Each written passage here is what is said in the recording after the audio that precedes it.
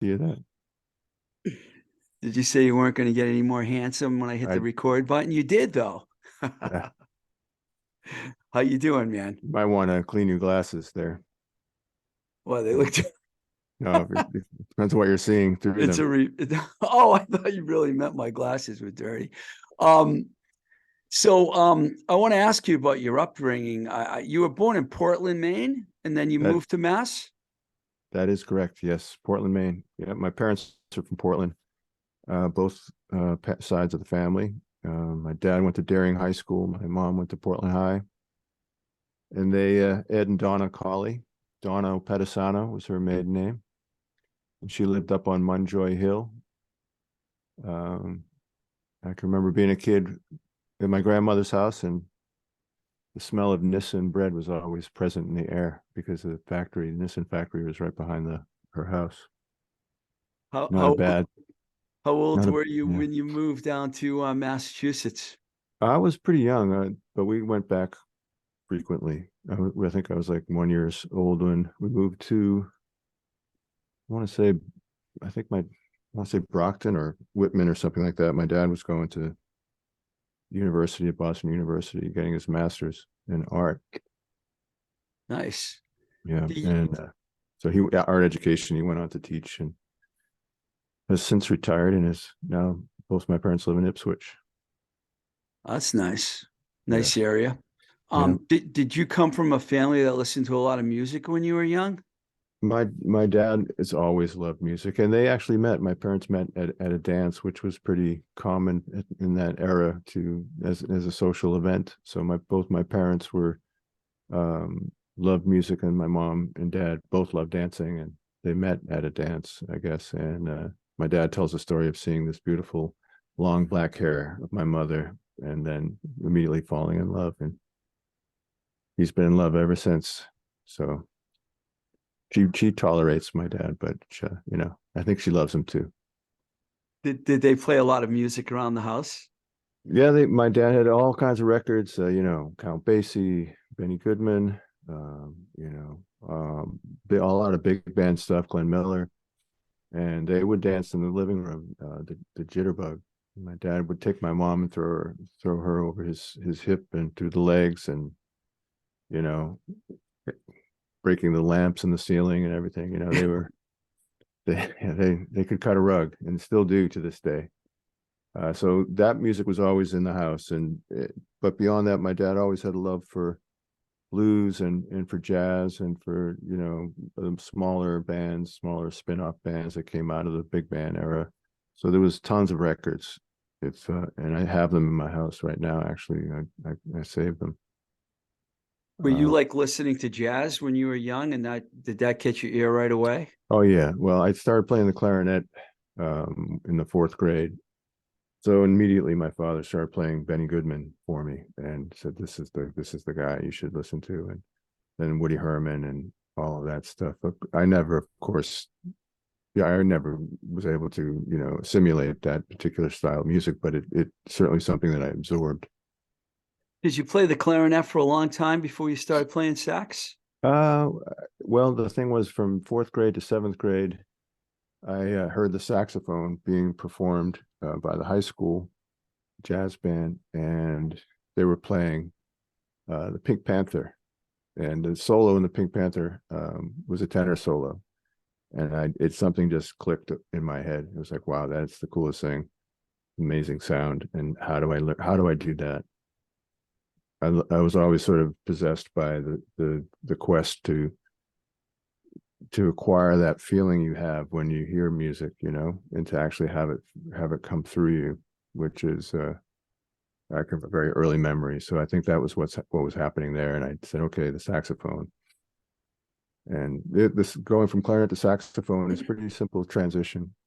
It's the same fingering. It's in fact a lot easier to play than the clarinet. So it's a lot more fun in that way. And it's much closer to something you can rock with too, which helps. Not For, to say for there aren't rocking clarinetists, but I certainly was not going to be one of them. uh I'm not just going to say for my listeners, but for me also. Can you like just give a brief description of the difference between a baritone sax and a tenor sax? Okay, well, they're similar to any kind of musical family. Each range of instrument is denotated by a name, and you have the bass, of course. We all know what that is. Mm-hmm. And at the very top, you have something like soprano, and in the very top, like a soprano, something Italian, but even higher than soprano, sopratino, something like that. So in between, you have between that and the highest range, you have bass, baritone, tenor, alto, soprano. That's true in vocals. That's true in any group of instruments that have multiple ranges made. I think that'll explain it. Yeah.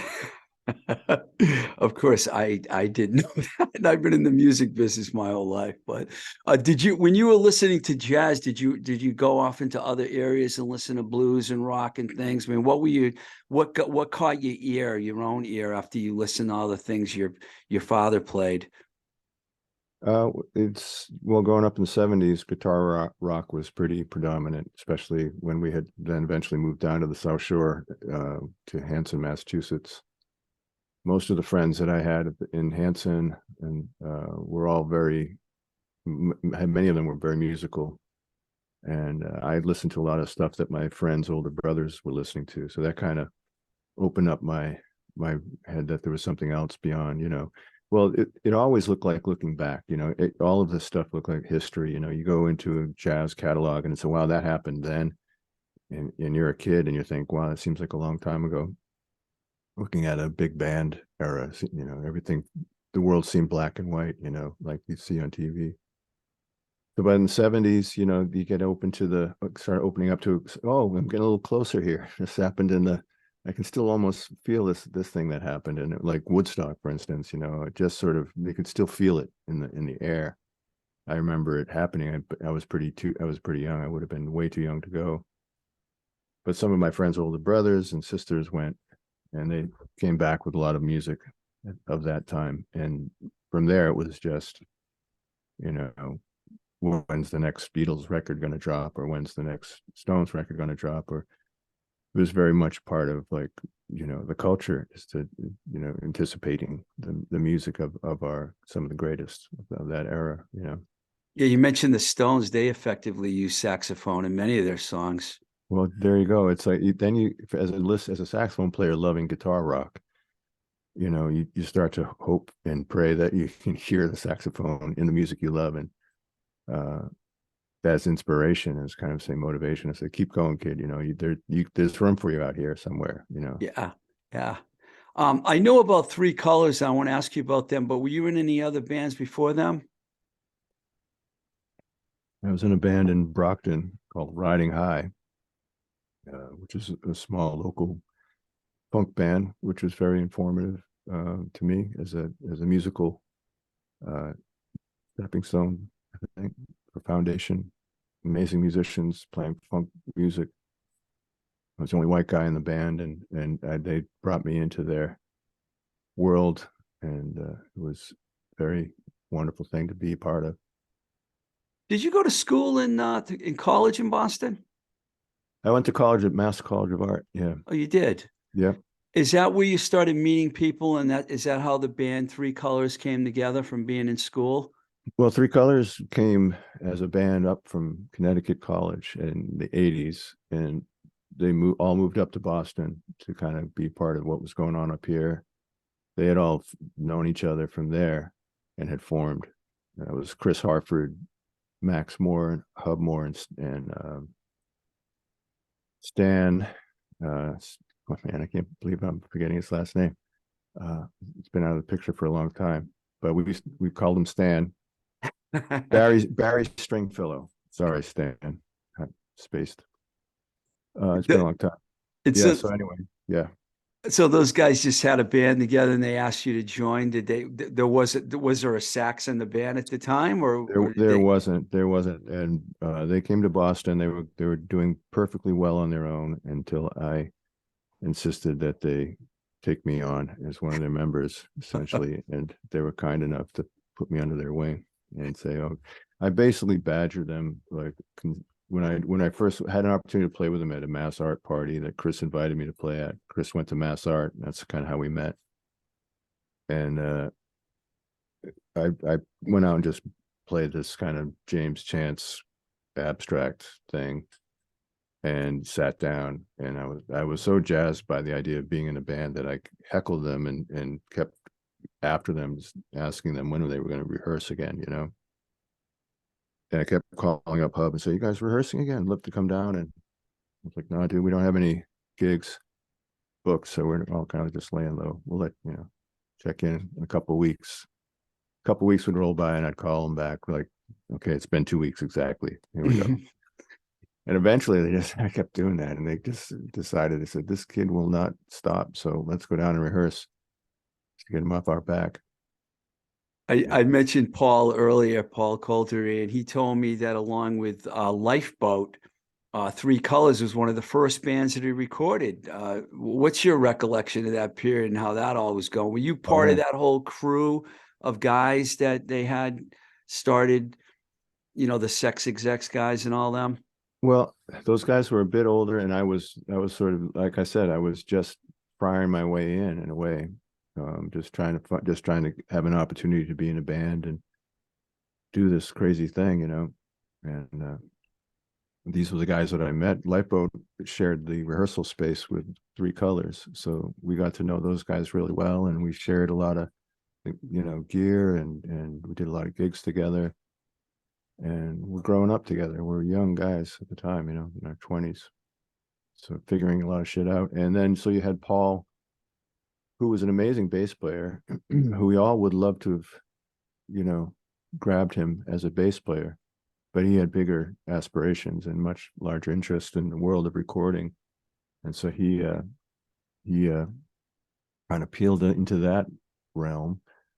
And we were fortunate enough to be able to, you know, be a part of this scene where there was this amazing amount of music, an amazing ability to capture it and record it, you know. And so Paul and Sean had, I'm not sure, Sean and Jimmy Fitting had a house out in Dorchester where they had it rigged, where they had the control room in the third floor, and they had the wires going down into the basement, and the bands played in the basement. And, you know, you'd holler down the stairs, so that was a good take, or do it again, you know. And that was my first recording experience with Three Colors, was at that house. Yeah, you guys were around for like a pretty good during that period in Boston, 85 to 88. There was a lot going on. The Boston music scene was really booming. What kind of venues do you remember playing with that band? We played Jumping Jack Flash, we played The Rat, we played Storyville, we played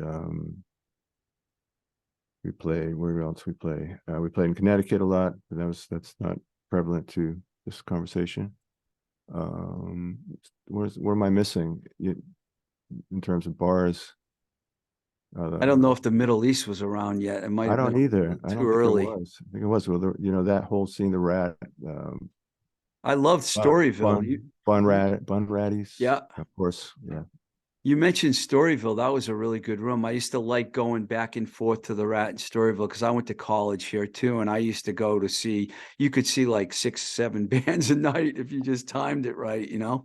That's where I first saw Sex Execs, was in that room, and that same room that Charlie Parker apparently had played in. So it was quite amazing to be there. What a great building, right on that corner of Beacon and, is it Brookline or Boylston? Calm or Oh, yeah. maybe it is Calm. Is it on that side, or I thought it was closer to the Beacon Street side. I think it was like where the highway is in the Beacon Street. Yeah, I think there was I don't know what's there now, but I know it became a Pizza Hut after a while, and it was directly right in the middle of that block. Yeah. I used to love that place. What's the street that comes over the highway leaving Fenway? What's that Oh, one? Jesus. I think that is Beacon, actually. So at Beacon, you come into Beacon right into Kenmore Square on the left. Yeah. I think that building there on the left. And Yeah. then it became like rehearsal spaces up in there for a long time on the second floor. And I remember someone having a beautiful space up there, sunshine, and it's just, yeah, gorgeous. Did you, at this point, had you met Mark Sandman and Jerome Dupree? Were they around the scene? I know Mark was in Treater Right. I don't know what Jerome was doing before that. I But guess he did was you? playing in Sex Execs for one. Jerome Oh, was. okay. Oh, yeah. Oh, yeah. Okay. There were a lot of guys in the sexy. Yeah, It's hard to couldn't remember them see him. all. Yeah, you couldn't see him behind all the suits, but he was in there. Walter was pretty tall.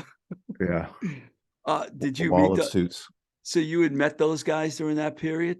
I was a fan of their band because they were very talented and they had a lot of things going on within the band. You know, I didn't really know Ted, but I do. Paul was a really good friend, and I was getting to know Jerome, and Jim Fitting was I was a big fan of him. Always have been, and that kind of led me into Treat Her Right when I did that whole connection. Um, so I met Mark actually before that when he was playing in his solo project called Sandman, which was before Treat Her Right came together. Around that same time that Sex Execs were, and everybody was playing the Rat, and Tree Colors had done a gig, and I think Mark was on after us, and he just sounded, it's like, wow, who's this guy? Immediately, this is kind of unique. He had this very deep approach, and that was much closer to like the blues vibe and a blues vein than like new wave, but still contemporary and interesting. And so yeah, he was someone that just immediately you couldn't help but you know see this guy had something going on. So did he ask you to play? Is that what happened? We had met like at the Rat, and then became friends, and I just exchanged numbers or something like that. And then Three Colors went to Europe to try to make its way in London, I should say, and failed miserably, and came back broken and disbanded. And then Mark gave me a call and said, "Hey, you want to jam?" I had nothing going on. I said, of course, I would love to." And I went to his house, his apartment over on William Street in Cambridge. Brought my baritone, which I've just recently acquired. And then he had his one string he'd been building and working on, and sat down on his piano, which I actually have in my house, that same piano. And he played his one string, and I played my baritone, and it was like eureka. The sound just kind of went like that, just combined perfectly. And then when he started singing, it was like this other triad of so there's like a triangle of sound that was, you could just see the light bulb form over Mark's head. For me it was like, I'm still trying to figure this thing out, but it sounds good to me. So Sandman, he then contacted Jerome and booked a rehearsal at his Jerome's rehearsal space in Everett. We went over there. That's how I met Jerome officially. And we started rehearsing and working on songs and getting gigs and recording. It was all there, all the opportunity of in terms of like, oh, get a song, record it, just oh, you've got 5 songs, get a few more, and you have yourself a cassette. Oh boy. I know Paul worked with you on some of what ended up being the Good album. He mentioned that someone he dated worked at Rykodisc and Yeah, played it in their office, but he never mentioned the person's name. Who was that it was Carrie. played? Oh, I'm sorry, I think I made it distorted there. Carrie Svingden. And she played it for the people over at Rykodisc. And did that deal go down quickly? Apparently it did. Yeah, that's how that's what I understand. I think at the time they were looking for live music, that they had a lot of catalog. At that time they had acquired the Hannibal um, Caroline catalog, and were reissuing a lot of that stuff on CD and having some success with the new medium of CD. And I think they were looking for, you know, um, some live acts to kind of do the same with, and maybe see what that was about. Did you guys get to go on the road right away after you did the Good album? Yeah, we were on the road prior to that. We hit the road pretty soon. We just kind of gigging wherever we could. We went out to California and did a West Coast with Jerome, and that was before, I want to say before we recorded Cure for Really? Pain. Yeah. And I think that was probably what made Cure for Pain go as seamlessly and as it did in terms of a recording process. I think Joan was really on fire and had been, we've been playing a lot. He left like what, towards the end of the recording of that record? Officially, he left at the end of that California tour. But I think, but Mark and Jerome agreed to come in and at least record his tracks before, departing. And then Billy Conway, rest in peace. He took over at that point, and you guys seemed to even, I'm not going to say get better because you were great with Jerome, but you didn't miss a beat, is what I'm saying. I see what you did there. Beat. That's good. It could have been unintentional, but I did it. I know, that's good. Well, we were very fortunate, without question, to make that transition without missing a beat, and in large part because of the relationship that Jerome and Billy had and continued to have throughout our career. They were both about what was best for the music, and neither one of them were. It was a handing off of a baton, or a drumstick, if you will. Did you guys ever think about changing it up and bringing a guitar player in at any point, or was that never part of even a thought? Well, the thing is that on records, we can introduce anything we wanted. We could bring in anybody to play on it. We could add whatever we wanted to it. If we wanted guitar, we did. And for a live setting, it's so much easier to have it be stripped down in terms of logistics. So I think 3 guys plus tour manager plus sound engineer is about perfect. And Yeah. even another body is another vote, is another another personality, another someone's wife who's really upset with them because they're not at home, or partner. It doesn't have to be wife. Did I know you ended up with DreamWorks, and was that a part of a deal that Ryko Disc had going, or did you guys get directly signed to DreamWorks? How it all went down was probably, it was not really something I was a part of. It was kind of a deal that Mark made and that was kind of a shit show in many ways. So it didn't go down easily, I think, in terms of Reiko, how they felt about it. They had to leave their imprint on their record, though, at least the Like Swimming record. Yeah, I think it was still Light Swimming. They still had their name was on there.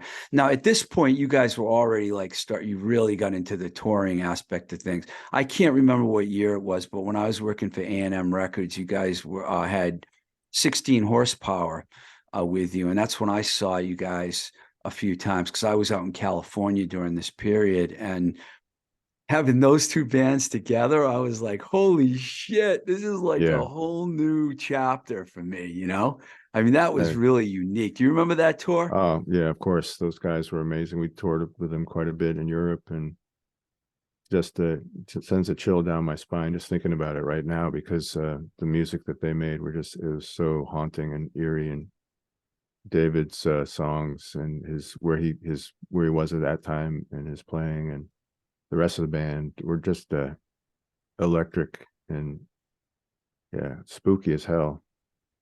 Were you surprised by the reaction that tour was getting? Because I remember seeing some shows that were really good. I mean, both bands were on fire. I don't know. It's hard to gauge that when you're there. It's like, what that reaction is. If we have a house of people who, are there and ready to play and want to hear music, then that's what we come away with, that feeling like, okay, that was a good one. The next one, you know, it's hard to tell. We had a really good run. That's all I know, because we had a bunch of shows that were just over the top. And after a certain point, they were all sold out, and we were able to do, you know, 2 nights in a row in places like San Francisco at the Fillmore, which, and you can't believe you can't believe it happened. You can't believe that you actually can put people in the room 2 nights in a row in this huge place. It just, at that point, you're thinking, this is, you know, this is crazy. It is what it was, you know, and it was what it was. And I think you're so in it at the time that it's really kind of hard to fully Right. calculate, you know, what the overall, you know, outside of your perception, you know. Did you guys open for a lot of bigger bands? Because I don't remember if No, you did or not. we had kind of a rule that we would rather do our own gigs, you know, I didn't. Yeah, that's what I thought. and just opening usually meant that you had to, you know, you played 30 minutes, and even for bigger bands, if we could fill our own houses to the capacity so that we felt we were could be enjoyable as a musical event, then that was fine. And hey, you know, if we could do it 2 nights in a row, it means we didn't have to travel for one day, then that's even better. So if Is we it could play smaller rooms for over 2 nights as opposed to playing, you know, in front of a big headliner that would put you in front of a lot of people, we choose the former. I know you guys became really popular in other countries. When did that start to happen? And do you recall what it was like when you first went to Europe and Australia and some of these other places? Well, the first place we went was France, a place called it was called Transmusical. It was a festival in Rennes, in Brittany, France. It was just the kind of festival that we got invited to, and Ben Harper was there. There was, I think, Bjork might have been headlining, and you know, we didn't really know we were prepared for. But when we got to the train station, there was all these cameras and that were there, and they're like, "Wow, all these cameras are here. I wonder what they're here for." And we came out of on the platform, and all the cameras are fixed on us coming out of the train. And they followed us out of the train and, you know, asked questions and stuff. We got no cab. We went to the hotel. There were people there doing the same. You know, we played a gig at this amazing, huge venue called the Cité, and it was 3 in the morning, and the place was just packed to the gills and thundering. You know, they were all there to see Morphine somehow, Wow. for some reason. You know, Mark had this way with people, and if you've ever seen him, you'd know this. You've seen this, Yeah. and he certainly had it and he loved languages too. So, you know, his audiences felt like he was talking right to them, and he did it in every country. He'd find a way. A phrase of something that he could impart, and along the way that would make the audiences feel like he was talking right to them, right to their hearts. And he did that with the French immediately. So at about 3 in the morning, you know, we're starting the gig, you know, we play till 3, 4, 5, I don't know. And the manager of the building says, play all night if you want. The building's yours. Wow. And by the time this is our first gig in Europe. So by the end of the night, you know, it's morning. It's not night. It's sun's coming up, you know, 6 o'clock in the morning by the time we're rolling out of there. The next day in the papers, it was, you know, Morphine, you know, the next Monsters or something. And so that was our first introduction. So we had an amazing year in France that year. And the next following year, we went back. Oh, let's go back to France. And they're like, yeah, you know what, guys, we're on to something else this year. You know, thanks. That was a nice date, but we're not really interested. So they didn't. The next year it was like it was something else. You guys pretty much did what you wanted to do, and I think that's what a lot of people say about Morphine and respect that about the band. You just did it your way. What about other countries? Were there any other countries that you felt the same warmth from that you got in France when you first arrived there? Yeah, I mean, honestly, we were very basked in love and appreciation for the music, and everywhere we went, it was pretty much the same thing. And in the 90s, we were touring a lot. We were touring like 9 months of the year,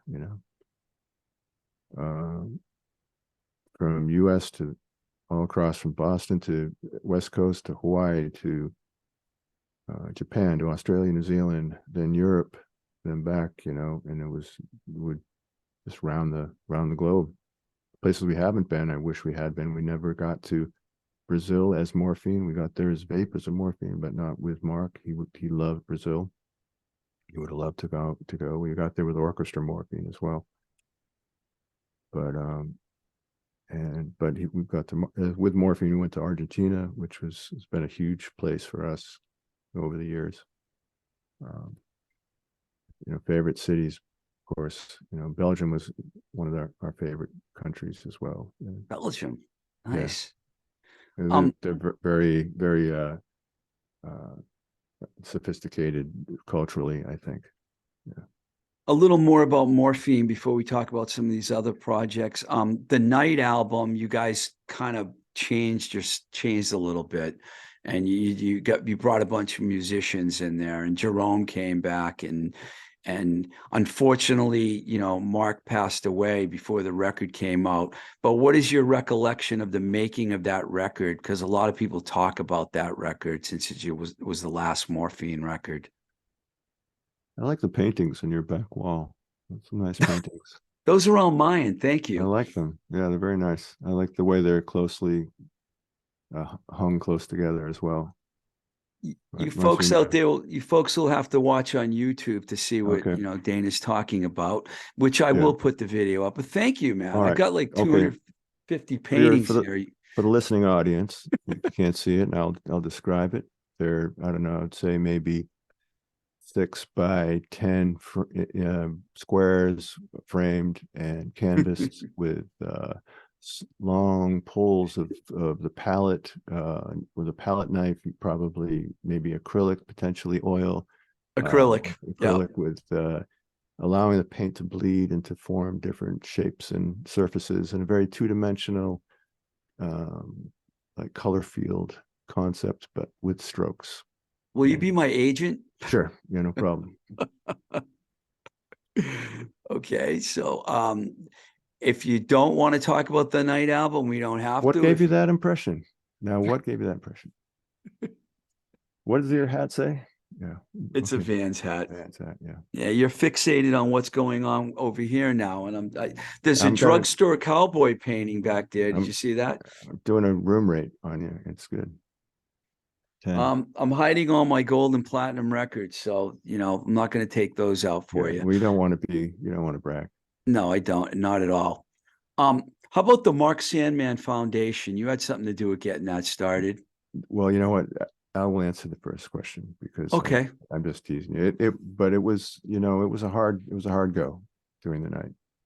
It was very taxing on everybody. We were the first major label project, and Mark was under a lot of pressure to hit one out of the park. He was working with an A&R guy for the first time, had to meet someone else's expectations for the first time, and it was really hard. And he was really trying to do something that was expanded on the idea and expanded on the band, but without losing the chemistry of the band. And he had a lot of pressure to kind of, go to LA and use, an LA session, and which, of course, would have produced, I'm sure, amazing music. But it wouldn't have been Morphine. It would have been Mark, which who knows what that would have produced. But he decided at the end of the day, he wanted to stick with the band. He wanted to stick with the chemistry. And we went back into High and Dry, which was Mark's fifth floor studio in Cambridge, 228 Norfolk Street. And we went up there, and after, an extensive demo sessions with Paul Goldery and Sean Slade, I think everybody just kind of hit the wall, basically. So those sessions were scrapped, and we went back, and Mark kind of said, well, what I want from the drums is something that can be produced by not just what Billy has, but what Jerome has, and I want something like the two of these guys. And I said, well, there you go, Mark. Invite them to come down. They love each other. They're not going to. There's no bad blood between them. No, so they wouldn't have an issue with it. And Mark, this is after a long, excruciating period of Mark being convinced that Billy's drumming was not up to snuff, and Billy suffered enormous humiliation under Mark's quest to find the unknown X factor in the drum chair. And unfortunately, a lot of that pressure fell on Billy. But Billy wouldn't give up, and he kept at it. He was all about the music, and whatever it meant. If it meant him, great. If it didn't, then he was cool with that too. He wanted this thing to work. So when it came down to Jerome and Billy playing together, it immediately clicked, and there was such a weight lifted that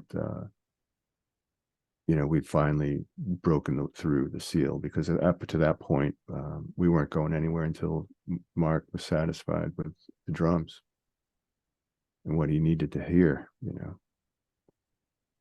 and you listen to drums on the night, and both Billy and Jerome will tell you they can't tell you who's playing what. Wow. So yeah, that's cool. I mean, I'm sure they have an idea, yeah, of who's playing the kit or what have you. But there are certain sounds that they're not sure who may have made them. I'm not trying to make you have to You relive. see why I was distracting you? Yeah, I do. So we're going to move forward. I wanted to talk about the foundation that you guys set up, because I believe you had something to do with that, didn't you? The Mark Sandman Foundation. Well, most of that credit should go to Andrew Mazzoni, rest his soul. Yeah, I know. I met Andrew. Yeah. Who is one of the greatest of all time. And he was tireless in his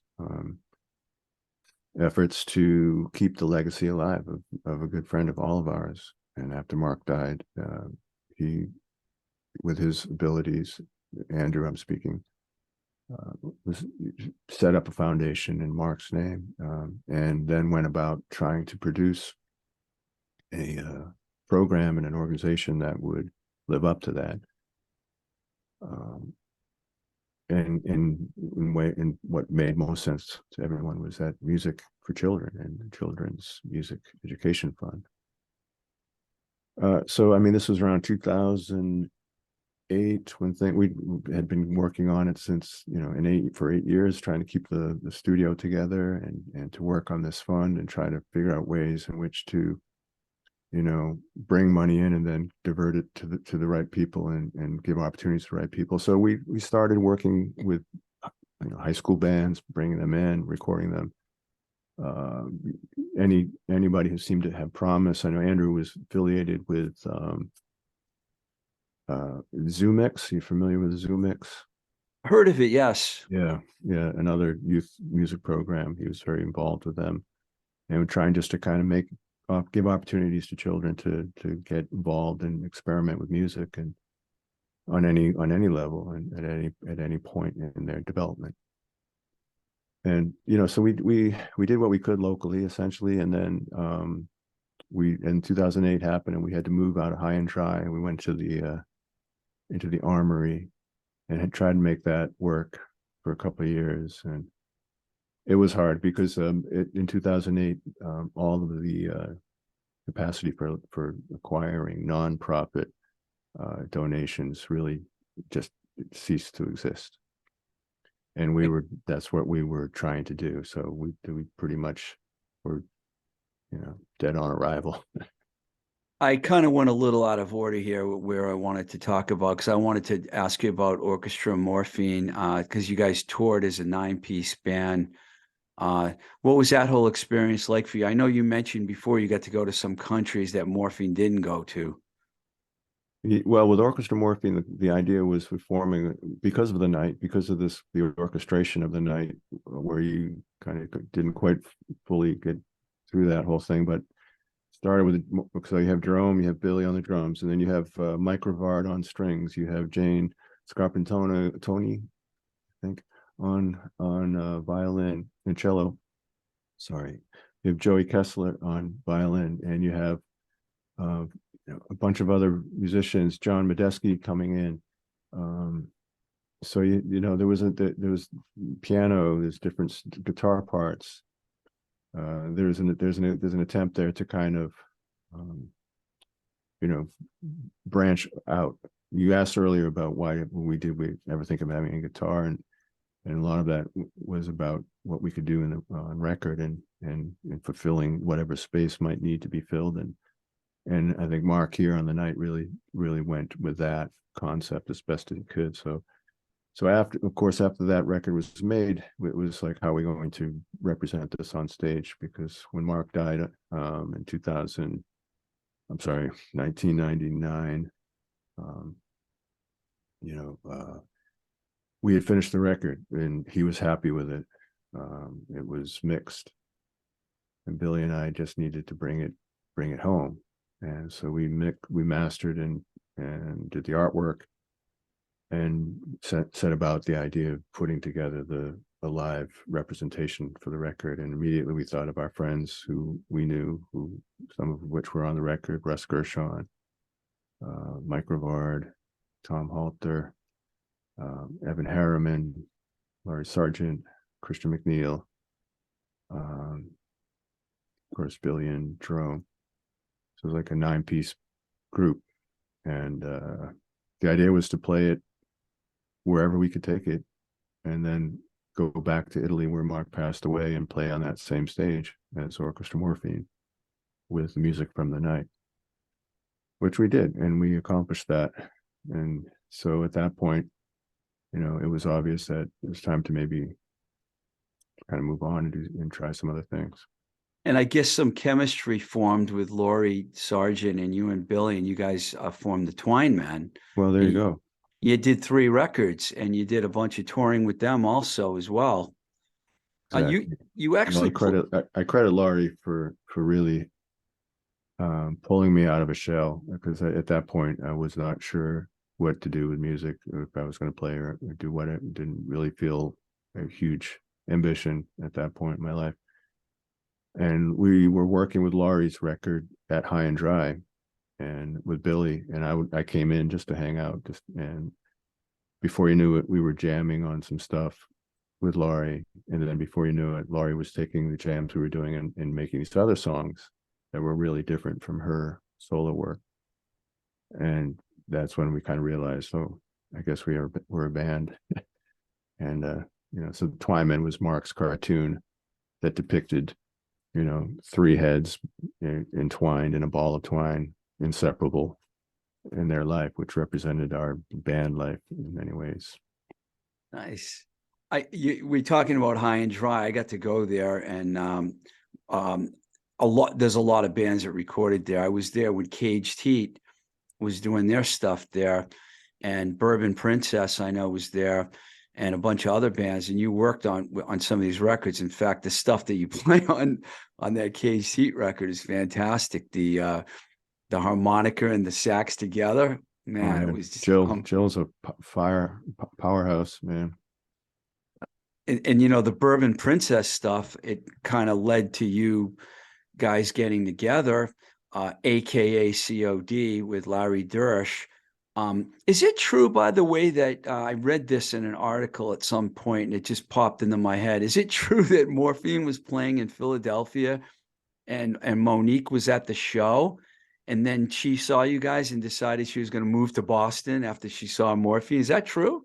Yeah, Monique was just staying up at my house just this past week, in fact, and was hanging out for a bit. But yeah, that is true. That is the story. And yeah. I guess, and she immediately, found her way into a great, scene. And I think I don't know, it was a good place to be, I think, for a lot of up and coming aspiring musicians or people who just wanted to, put something together and try something.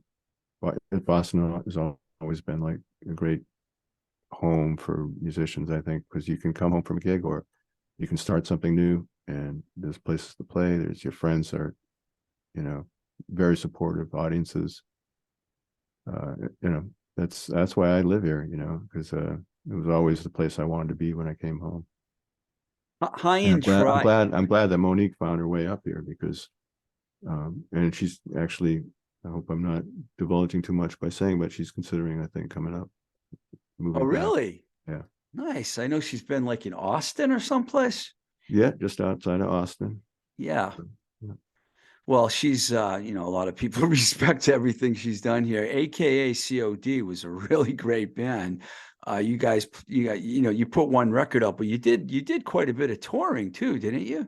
We played, yeah, we did. We got some opportunities. We actually played in Novi Sad, Serbia, on for the Exit Festival, which was just like a one-off thing where they somehow got a hold of our record and said, "You guys want to play?" And we said, "Well, we're not. We didn't tell them this, but we can tell you this. We weren't a band at that point, and I think everybody had gone their separate ways for some time and hadn't played a gig in a while. And of course, we said, "What do you think? You want to do it?" And they said, "Yeah, let's do it." I believe we didn't even get a chance to rehearse. So we just went over there, got up on stage in a festival setting, which there is no sound check, having not played for maybe 3 years, and Oh, then began playing the set of music. Yeah, which is pretty phenomenal. It's on YouTube, that concert. yeah, I think I've seen it. Yeah. Um, the high and dry thing, I think you guys had a lot of good stuff on high. Andrew Mazzoni ran the label pretty much, if I'm not mistaken. And there were a lot of records that came out, well, CDs that came out on that label, but it was a bad time for music though, because people just stopped buying music during that period there, and it was like getting more and more difficult. Otherwise, I think high and dry might have actually done a lot better, Interesting. unfortunately. I hadn't really thought of that. So what do you attribute that to? Well, I mean, when all the labels shut down, the record stores started shutting down and people stopped buying things. And of course, I'm going to attribute all to the internet, because when all those streaming channels came out, Yeah. younger people stopped buying music. But luckily for us, now I see vinyl is making a big comeback. So it's made a big comeback, and we're not going to be where we were, but I Yeah. mean, I think some of those records, the reason I say this is and the two records I'm thinking of mostly are KHT and Bourbon Princess. I think those records would have done a lot better if they Hmm. had more distribution and it was like it used to be. That's all I meant by that. Yeah, no, I hadn't really given it thought about that. It just like if a lot of times you just put out something and you're moving on. It's like, is it out there? Whatever. People will find it if they find it. It's how does it? What do you do with a record these days? I don't know. It's kind of a weird thing, Yeah, but we do it anyway. That's even a crazier thing, because I think there are still good music out there, and you can find it, and that's what will rise to the surface. absolutely. Um, I know I spoke to someone that you worked with, James McAndrew, just yesterday. He told me to say hello to you, by the way, from Milk Toast and Company. I Yeah, know you did. Can you go back in time and say hello to him Oh, for me? absolutely. Yeah, All we right. talk to each other a lot. He's out in Colorado now, and Oh well, when he hears this, hey, Andrew, James, what's up, man? I used the Milk Toast song as a theme song for my show. So chances are he's good, and he's a big fan of yours. So No, he's great. I love yeah. his stuff. I love the band. They're really really interesting and inventive. Forgive me if I've missed anything here because you've done a lot. Because I wanted to talk about Vapors of Morphine, a bit. Because I know you're active because you have a gig tonight, That's true. That is true. which will have happened by the time this show comes out. But um, how did it come about with Jeremy Lyons? How did you meet Jeremy? I hear he might have been a Morphine fan and he moved up here. Is that how the whole thing happened, or? Well, it's a weird thing, actually. It's a very strange story. Jeremy and I had met in New Orleans without knowing we had met when Morphine was traveling through there. I had day off and I was just kind of walking around Jackson Square, and I noticed the band busking. So I sat down and hung out and listened for a while. And I snapped a Polaroid. I snapped two Polaroids. I put one in the case of the guitarist, and I put one in my journal, which I've kept throughout that whole thing, and wrote about the music, and that was it. That was in, I don't know, the 90s. And so 2005, Hurricane Katrina hits New Orleans, and Jeremy's living there and has to move basically out of his house. It comes to Cambridge. A friend of his is looking, reaching out, saying, Jeremy's, I have a friend from New Orleans is looking for a place to kind of just connect with musicians, do some playing or something. And at the time, we were still at High and Dry. So I said, well, yeah, of course, invite him up. I'd love to meet him. And so he came up to the studio, brought his guitar and banjo, and said, why don't we just do some recording if you're feeling it? We'll just run through some songs. And he played like 30 songs in a row. And my jaw was just dropped. Holy mackerel! Switching from guitar into banjo, just completely in command of the entire thing. And man, you are something. So we immediately became friends, and it was like the 5th anniversary of Mark's passing in Palestrina, and the festival was inviting us to come back. And I suggested to Jeremy, why don't we go back as a trio? If you felt like learning some Morphine songs on guitar or something, we could just go back and do it that way. And he said, yeah, definitely. And before I know it, he had his good friend, Washtub Robbie, build him a 2-string. And he came back and said, well, Washtub Robbie built me a 2-string, and I've learned some songs on 2-string.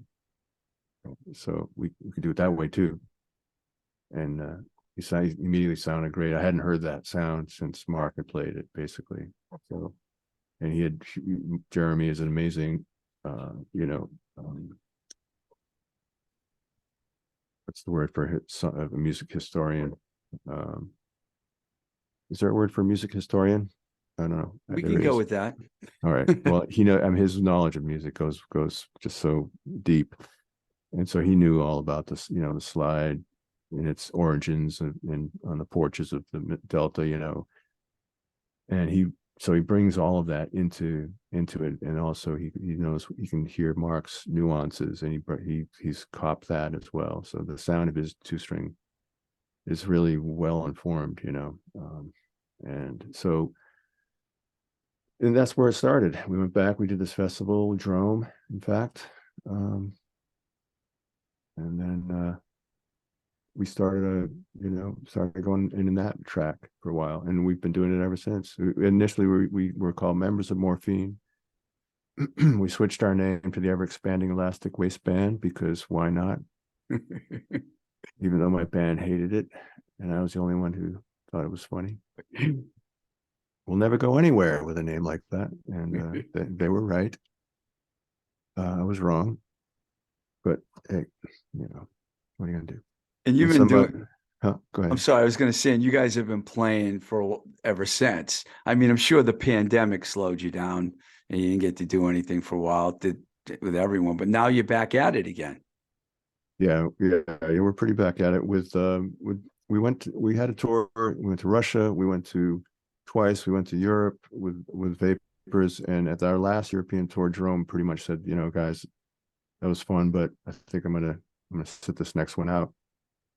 And we ended up bringing in Tom Airy, who's one of the most sought after drummers in Boston, and he came in with having completely absorbed, the Morphine drumming music. Jerome, Billy, he's got it down. He just came in with it, and so we try to retain him as much as we can. He's not easy to retain. He's very busy, so we have to gig at least long enough to keep him interested, so he doesn't go away. Are you doing one-offs right now mostly, or do you have any touring planned? Well, we're looking at touring if possible. We're talking, I know now I mentioned it, I will jinx it, but we have been in conversation with a promoter who works in the Balkans and some idea of going there in the fall potentially. But it's been a while. We had a promoter in Argentina for a while, but we had to fire him. So now that's gone. We had a promoter in Russia and something's going on there. So I don't know. We can't go back. So Do you, before I let you go, do you spend a lot of time now listening to new music, or do you just have a catalog of old stuff that you listen to, or I love new music, and everybody, you can hate me and I hate myself, but Spotify is amazing to someone who's, has a quest for new music. It's just like someone says something, you can put it in and there it is. I use it all the time. I'd pay more for it if it meant, I could pay myself more in the other end. But at any rate, yeah, I mean, to me, that's, there's just so much out there. And I try to, the algorithms, they steer you in a way that's yeah. like, you can hate it, but boy, I love when I hear something I've never heard before and it tips me in this whole other direction that I can then research and find and get into. I've been really getting into Screaming Trees, which I somehow missed in the 90s. I just finished Lanigan's book, his memoir, and it's gone back to listen to some of that stuff and going through all of Lanigan's solo records. And I mean, that's kind of where my head's at the moment. Do you sit? Yeah, I know in the past you've sat in with a lot of different people. Do you ever do that anymore? Or I know the pandemic just happened, but do you ever play out with other people anymore? Well, I just got back from one of the most life affirming experiences I've had in my life. I think I was just out at Joshua Tree recording at Rancho de la Luna with Dave Catching for their Oh, 30th anniversary of Rancho de la Luna, and got to play with some amazing people out there and on some amazing tracks and met some amazing folks. Um, so that's I'm still kind of buzzing from that. It was my routine here in Boston is pretty, you know pretty some, very much the same, like everybody, so it's to get out in the desert and to kind of get a taste of someone else's lifestyle and to have that lifestyle be like about making music, and their whole life is about making music. It was very affirming in a huge way. cool, man. That sounds nice. Yeah, it was pretty cool. I'm still like pinching myself, to be honest. Well, hey, man, thank you very much for coming on and talking to us. Oh And man, thanks. Yeah, good luck with the editing. I know that, I usually don't do much editing, to be honest with you. yeah, I'm just that's like, let it that's roll. that's what I'm afraid of. Yeah. I'm not going to take out the part where you said I had nice paintings. Why would I take that No, out? no, I'm just jiving you. But good luck with Vapors, man. And it was great talking to you, and Pleasure, man. run Thank into you you one of these days. thanks for it. Yeah, I look forward to that. All Yeah, right, see. man. Thank you. Cheers. Bye.